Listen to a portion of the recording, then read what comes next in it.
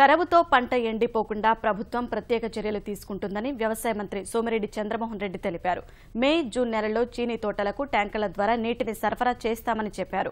కడప జిల్లా లక్కిరెడ్డిపల్లి మండలం బి ఎర్రగుడిలో నీరు లేక ఎండిన మామిడి తోటను పరిశీలించిన సోమిరెడ్డి రైతుల సమస్యలు అడిగి తెలుసుకున్నారు.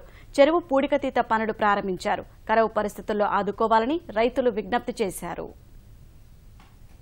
ట్రాక్టర్కి 500 రూపాయలు లెక్కన 3 తళ్ళకి నెలకి 9,000 అవుతుంది. 2 నెలలకి 18,000 అవుతుంది.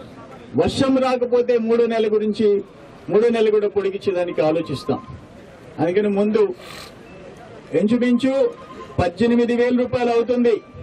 18,000లో మీరు ఓన్లీ 20% మీరు పెట్టుకుంటారు, 80% ప్రభుత్వం నుంచి పెట్టేదానికి మేము ప్రిపేర్ చేస్తున్నామని చెప్పేసి మీ అందరికీ నేను మనవి చేసుకుంటున్నా.